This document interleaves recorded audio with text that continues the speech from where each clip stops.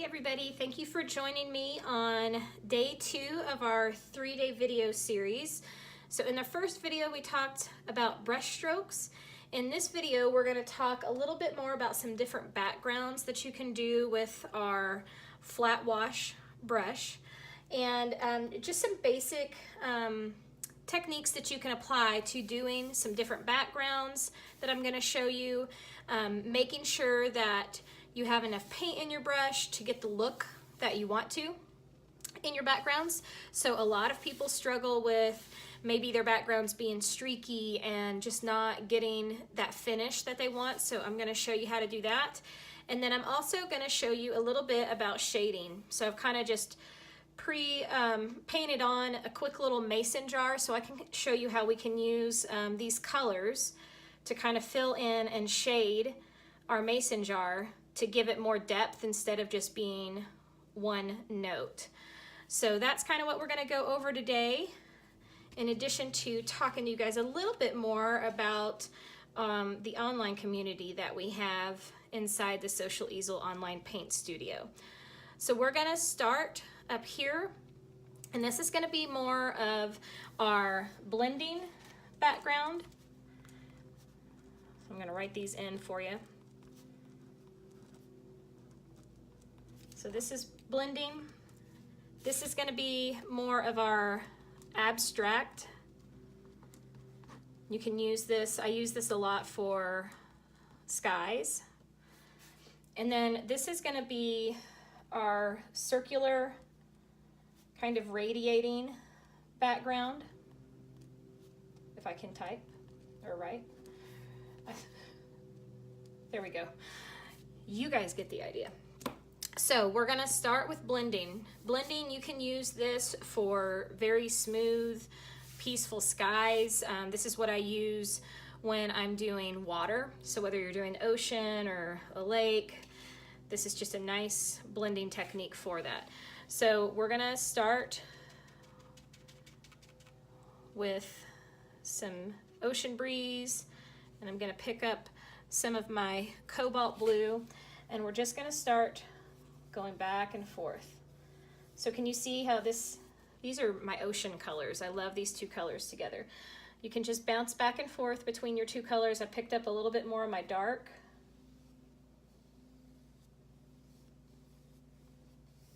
And I'm just constantly blending. So you should not be able to tell where one color stops and the other one begins. I'm going to pick up more of my teal this time. So see, that's really a bold difference right now. That just looks like two separate lines. I want those to blend together a little bit more.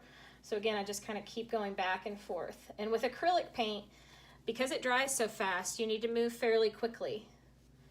You want both colors to still be wet while you're blending them. So that kind of gives you an idea of like that. And then you can go in and have some bolder brush strokes if you want to.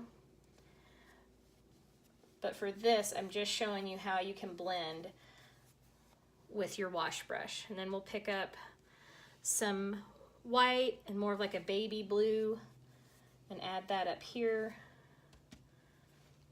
So do you see, even when I start adding these other blues in there, they all have a nice smooth transition.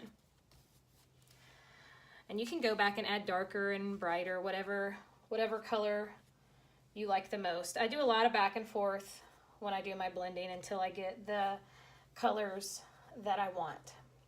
So the trick to this is having enough paint in your brush. When you are painting, it should always glide smoothly for you. If it starts tugging and you have to like force it into your canvas or your pad, that means you don't have enough paint on your brush. So use that as your cue. You should always be able to easily blend back and forth, just like that. So now I'm going to jump over here and show you more of my abstract. And I say this because it's just kind of, there's no right or wrong to your brush strokes, so this is very freeing, very relaxing. You don't need to stress about this. It's just giving the idea of there being some sky back there. We don't have to have anything standing out specifically. So I like to get a couple different colors of blue on my brush And I'm just gonna start back and forth. Similar to, if you watched the first video, kind of saw me do this with the angled brush, kind of on the background of our trees. Now this is doing it with the wash, our flat brush, and just kind of going back and forth, constantly overlapping the previous colors. Pick up some white. And see, the more you go back and forth, the more blended in it becomes. And the less paint you have on there, you can get some of these, kind of just drag it over, and you get some softer edges. You could go back in and add a little more white if you want to kind of pretend like there's maybe a cloud coming in here. But again, very random, back and forth, still blending, but more abstract, and you can definitely see some pops of color in here. This one, everything does not have to be perfectly blended. It's okay for you to see brush strokes. But I love this kind of background for skies. It just gives a little pop of interest without being too specific, without trying to make perfect little clouds, but you get this really pretty background. All right, I think I have enough in there. I'm gonna stick with this. So my other one is if you want to do like maybe like a moonlit sky or something like that. And I'm just using blues today to show you guys. But I'm gonna, all this using the same brush. I'm gonna start with my circle. And notice how much paint I have on there. It's nice and solid. It's not too thick. We don't ever want it gloppy, but it's not thin either. I don't see any of the white showing through behind. So I want this to radiate out. So I want it lighter in the middle, and as it gets further out, it's gonna start changing colors to the darker. So I'm just gonna grab a little bit of my Ocean Breeze, and I'm gonna kind of show you kind of what we don't want and then turn it into what we do want. So if you start, I'm just gonna paint over my words. If you start like this, and normally you wouldn't jump 3 colors at a time, but I'm just gonna show you to show you the difference. So if we look at this right now, it kind of looks like a bullseye, right? And we don't want it to look like that. So the same with this, we're still blending because we don't want to see that transition from one to the next to the next. We want it to be a nice and smooth transition all the way out. So what I'm gonna do to do that, I'm gonna rinse. If you're doing this on your own, you will always start the lightest color, then a little bit darker, then a little bit darker, all the way out. So I'm gonna grab, so these are my colors I'm working with today. So I've got white, baby blue, some Ocean Breeze, and some cobalt blue. So I'm gonna start back in my center again. And a lot of times when I teach this in class or in the online paint studio, depending on the paint that you're using, blues and purples and reds especially are very transparent, so they're very see-through. So a lot of times we start like this, knowing this doesn't have to be perfect, okay? Knowing this is not what the final product is gonna look like, but it's gonna require a second coat, just because blues tend to be a little see-through, and you'll see that kind of come together here. So I'm gonna start back in the center, maybe a little bit more white, still in this, constantly staying in this circular motion. And notice I'm not just moving my wrist. If I just move my wrist, you kind of get like this, here, we'll scoot this out of the way.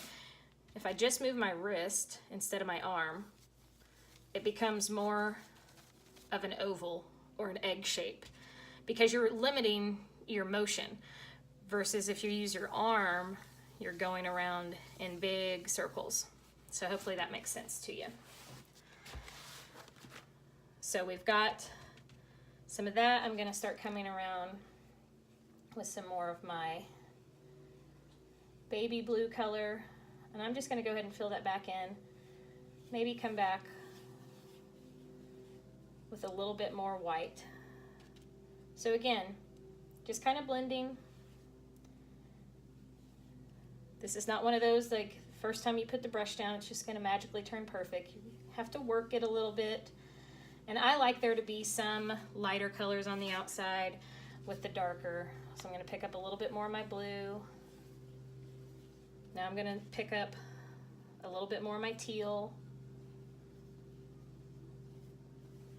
So you guys see how it's getting that nice transition all the way out there.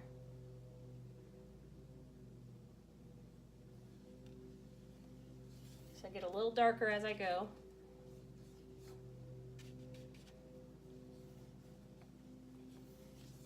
And then I want to start bringing in my blue.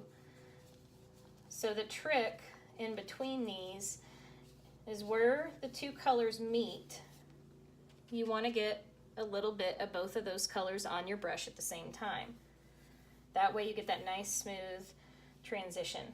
And again, it's okay for there to be some, you know, these brush strokes that overlap. It doesn't have to be that kind of perfect as far as blended. I like more of like Van Gogh style of painting where I can see some brush strokes in my work, and then there's some people who really like it perfectly blended. That is preference. But what I want you to notice is that it's a constant transition. It doesn't look like a bullseye any longer.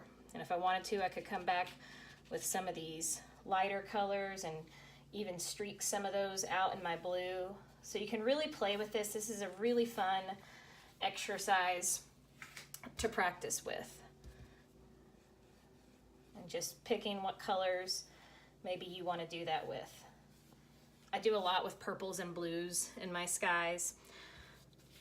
So those are 3 different backgrounds that I use in a lot of my paintings.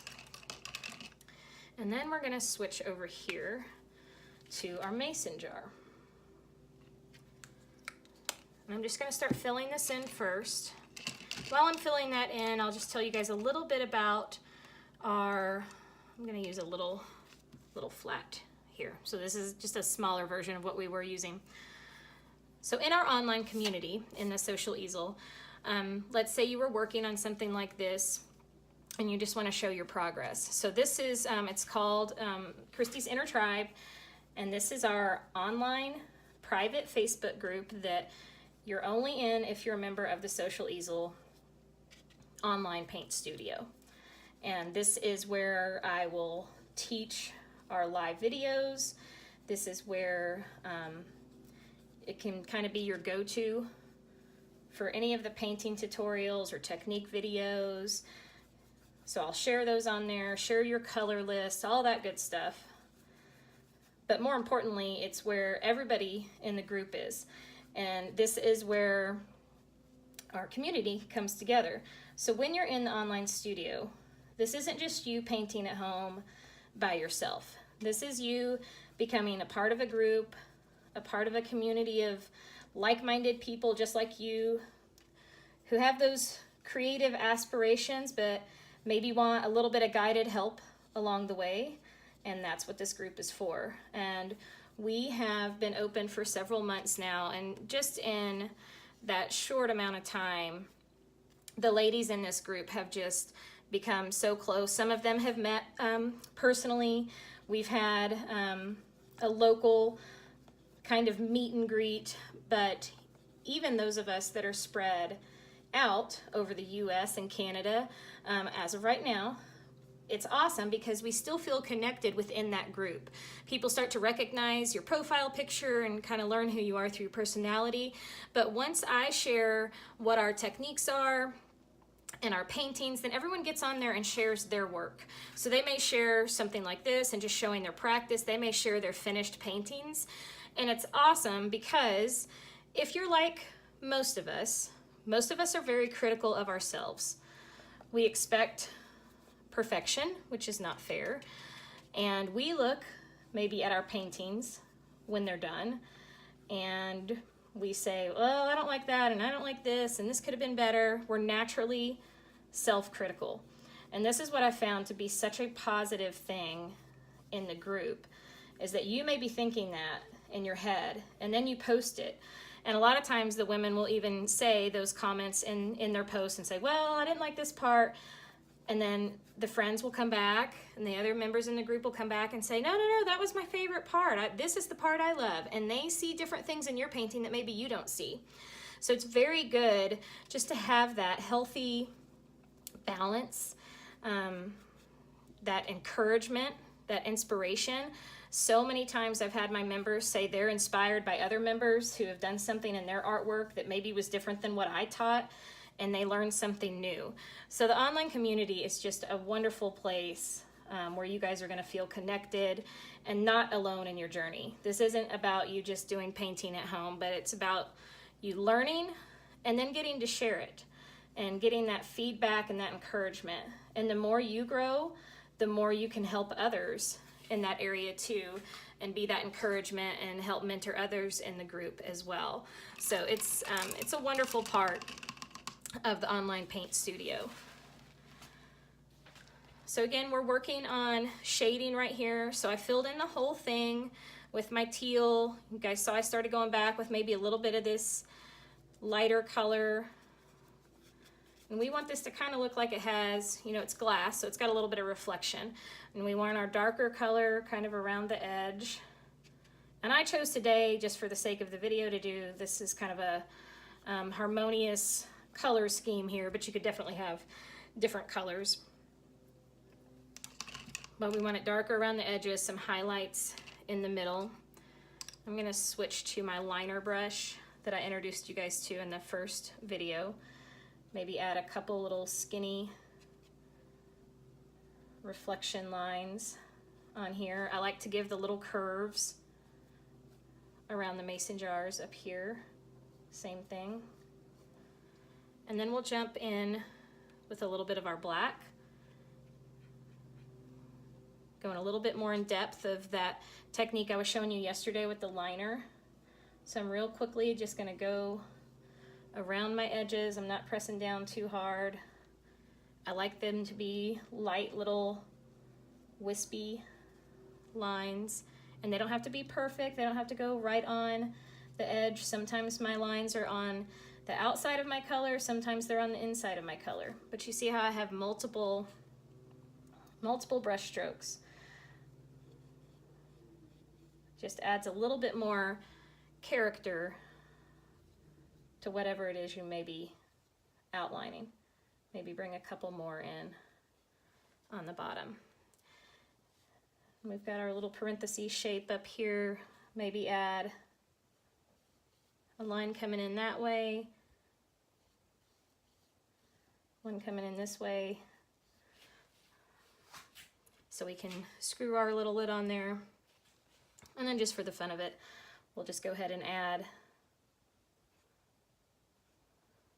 some lettering here in the middle of it. So you can use your skinny liner brush for lettering as well. And again, all this just takes practice, just learning about the pressure of your brush. And that's not exactly what it looks like, but you guys get the general idea there. So I hope you enjoyed learning a little bit more today, some advanced techniques with your brush strokes, a little bit more about color mixing, so playing with those colors together. We've mixed these colors together. Color mixing is a really fun thing. You don't always have to use exactly what's out of the jar. So if we mix these two paints together, you get a whole new color of blue. So just learning to get comfortable with your paint and not feeling limited on just what colors you have, or if you don't have the exact color that I may say in a video, that you can make your own. And now we've got this new pretty shade of blue here that was not on our original palette. So just learning to kind of play with those, and it's really fun just to see what you come up with. So again, these are just some of the techniques that you'll learn in the online studio, some challenges that I have for you guys in contests. We're doing a contest right now for people in their color mixing, and someone is gonna win the color wheel. So we do contests within our online community too. And again, all this is just gonna help you in your artistic journey, getting more comfortable with the techniques that may be foreign to you right now, but you know, over the course of a couple months, it's gonna be more and more common, and you're just gonna start building and building on each previous lesson. So hope you guys enjoyed that.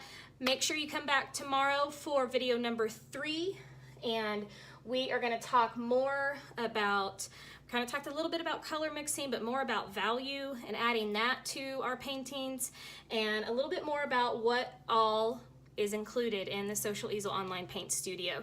So come back tomorrow, and we'll take you a step further and talk a little bit more about what is to come. Thanks so much, and have a good day.